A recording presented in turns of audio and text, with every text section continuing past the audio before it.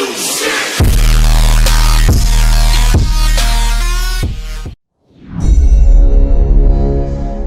ke Nikel Konawe yang disedot hartanya oleh negara Tiongkok, yang semua ini dibuka jalan besar-besaran oleh pejabat yang ternyata ngakali pemimpin tertinggi. Hal ini sesungguhnya melanggar pasal 33 Undang-Undang Dasar. Sesungguhnya hal ini kita harus ingatkan. Kita ingatkan pelajaran bernegara agar generasi New Mind faham bernegara, terutama calon pejabatnya nanti. Jangan terlalu berpolitik cara menjalankan negaranya seperti dalam 20 tahun terakhir. Dalam bernegara ada 7 panji yang harus seimbang diurusinya. 7 pilar tersebut adalah ideologi, politik, ekonomi, sosial, budaya, pertahanan, dan keamanan. Saat ini 80% adalah politik, sisanya ekonomi, sisanya lupa. Kalau boleh dipentingkan, maka sesungguhnya pertahananlah yang harus nomor 1, karena melindungi hajat hidup dan tumpah darah Indonesia itu di departemen ini, di Departemen Pertahanan. Ini kalau Menhannya dan pemimpin tertinggi mengerti bernegara ala negara superpower, maka inilah harusnya yang dikedepankan. Sayang yang sekarang belum menunjukkan hal itu. Pandemi ini masalah kesehatan, iya benar, tapi kalau melumpuhkan ekonomi dan membuat negara lain menyerang kita dengan berita-berita mengerikan tentang COVID di Indonesia,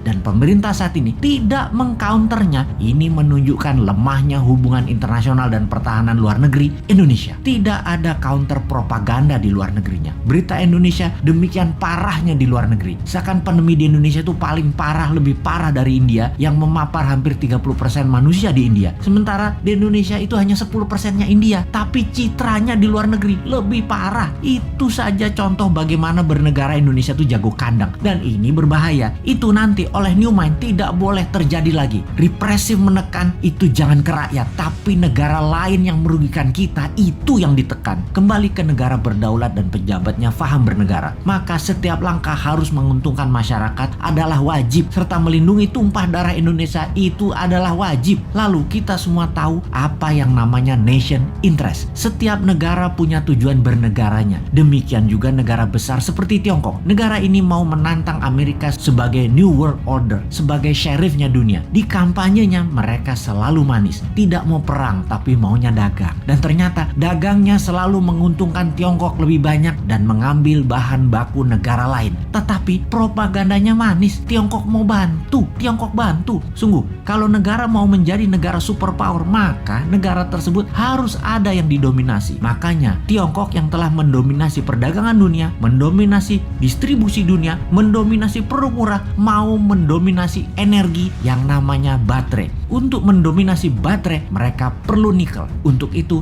nikel terbesar di dunia hanya ada di Indonesia. Mereka mainkanlah. Pokoknya bagaimana caranya bikin semua orang silau, tak melihat niat jahat tadi yang terlihat nolong pindah gede-gedean tambang nikel dan pabrik smelter, mengambil secepatnya bahan baku Indonesia mumpung masih berkuasa dan dibukakan jalan. Dijanjikannya Indonesia akan punya pabrik baterai, tapi bahan bakunya dihajar habis dulu sampai habis. 3 tahun lagi rasanya cukup buat mereka hajar habis tambang tersebut dan menjadikan Tiongkok punya cadangan selama 20 tahun ke depan untuk jadi raja baterai dunia. 90% keuntungan nikel adalah kalau dijadikan baterai, dan itu strategi Tiongkok. Sementara kita dapat taiknya Tiongkok. Sudah sejak 4 tahun lalu kita berjuang mengingatkan bahayanya tambang nikel di Sulawesi karena tidak menghasilkan keuntungan apapun buat Indonesia atau kurang menghasilkan keuntungan buat Indonesia. Buktinya kita masih ngutang bernegaranya. Sementara kalau nikel jadi baterai tanpa asing, maka hutang plus tidak ngutang lagi adalah sebuah kepastian. Oh lupa,